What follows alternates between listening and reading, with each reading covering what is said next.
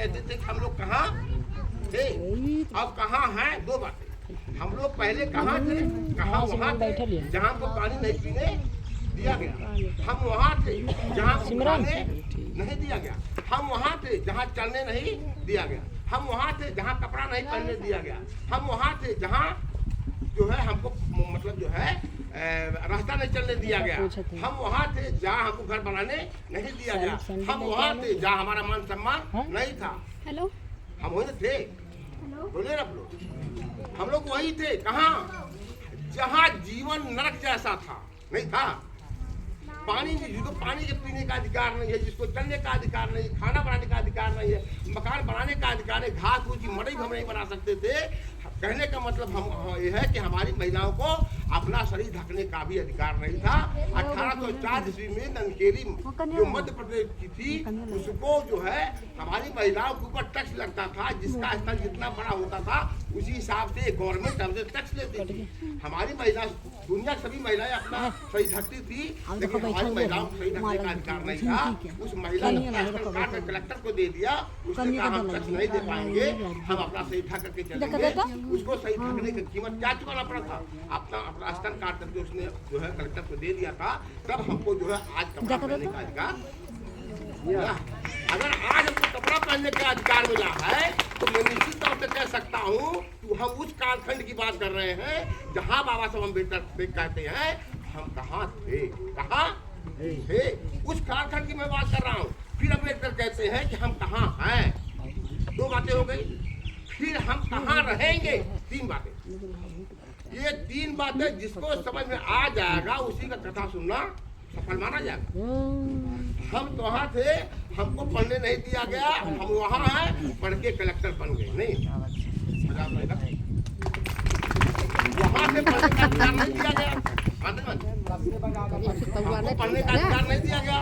हम यहाँ आ गए, हमको यहाँ लाके खड़ा कर दिया है कि अगर हमारा बच्चा पढ़ना चाहता है, हमारी बिटिया पढ़ना चाहती है, मेहनत करेगी तो मास्टर नहीं, डॉक्टर नहीं, इंजीनियर नहीं, नेता नहीं, अभिनेता नहीं, विदेशों में भी झंडा गाड़ने की क्षमता रखती है। तो निश्चित तौर से हमारा प्रोग्रेस हुआ, हमारी उन्नति हुई है, लेकिन ये उन्नति बाबा साहब अम्बेडकर कहते हैं कि कैसे हमको कब देखेंगे, अच्छा लगेगा। बाबा साहब अम्बेडकर से लंदन में पूछा गया कि बाबा साहब अम्बेडकर आप बड़े बुद्धिमान आदमी, बहुत बुद्धिजीवी है, बहुत राजनीतिज्ञ हैं, बहुत जानकार समझदार हैं, बहुत ज्ञानी विज्ञानी हैं, मैं आपके मूर्ति लगाना चाहता हूँ, जो भी सोने की मूर्ति लगाना चाहता हूँ। अगर सोने की मूर्ति मैं आपको लगाना चाहता हूँ, अब वो उस मूर्ति का उद्घाटन करने के लिए आपको बुलाना चाहता हूँ, बाबा साहब जब आएंगे मूर्ति का उद्घाटन करने के लिए, फीता काटने के लिए, तो आपको कैसा फील होगा? डाउट ऑफ फील, अंग्रेजी में डाउट ऑफ फीलिंग, आपको कैसी फील होगी? बाबा साहब अम्बेडकर कहते हैं उस आदमी से, वो कहते हैं, बाबा साहब अम्बेडकर कहते हैं मैं मूर्तियों में नहीं रहता हूँ। वो कहते हैं मूर्तियों में नहीं रहते हैं। तो उन्होंने कहा आप कहाँ रहते हैं? उन्होंने कहा मैं किताबों में रहता हूँ। कहाँ रहता हूँ? किताबों में रहता हूँ। और तुम मूर्ति में ढूंढ रहे हो हमको। अगर हम किताबों में रहते हैं और तुम मूर्ति में ढूंढ रहे हो तो हम तुमको मिलने वाले, अगर हम तुमको मिलने वाले नहीं हैं तो तुम्हारा जीवन फिर गोदा गोबरा में चला जाएगा। नहीं मानते? बात मत मन। तो निश्चित तौर से हमको अम्बेडकर को पढ़ने की जरूरत है, हमको अम्बेडकर को लिखने की जरूरत है। तो आज हमको अम्बेडकर की मूर्ति पर फूल ना चढ़ा करके बल्कि बाबा साहब अम्बेडकर के विचारों को सुनने की जरूरत है। अगर बाबा साहब अम्बेडकर के विचारों को आप सुनेंगे, जानेंगे, परखेंगे। बाबा साहब अम्बेडकर कहते हैं हमको खुशी तब होगी, मूर्ति लगाने से मैं खुश नहीं हो जाऊंगा, जब हमारे समाज के लोगों में कलेक्टर पैदा होंगे, डॉक्टर पैदा होंगे, इंजीनियर पैदा होंगे, नेता पैदा होंगे, अभिनेता पैदा होंगे, जज पैदा होंगे, IAS पैदा होंगे, PCS पैदा होंगे, IFS पैदा होंगे। तब हम देखेंगे हम रही चाहे न रही, हमारा मन बहुत करकर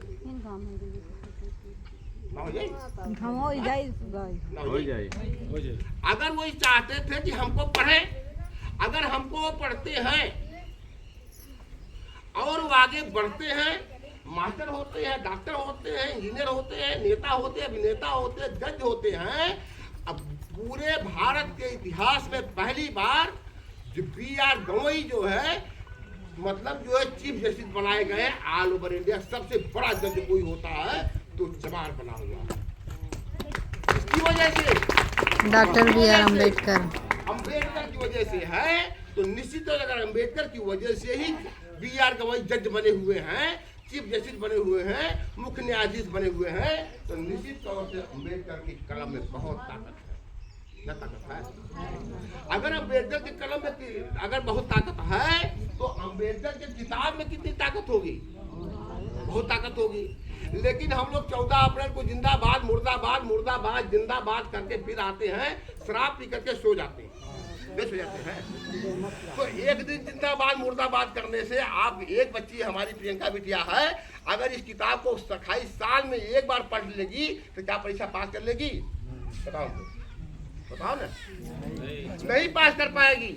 जिसको परीक्षा पास करना होगा उसको रोज रोज 2 पेज 3 पेज 4 पेज 1 अध्याय 2 अध्याय आपको पढ़ना पड़ेगा। जो पढ़ेगा वही कलेक्टर बनेगा।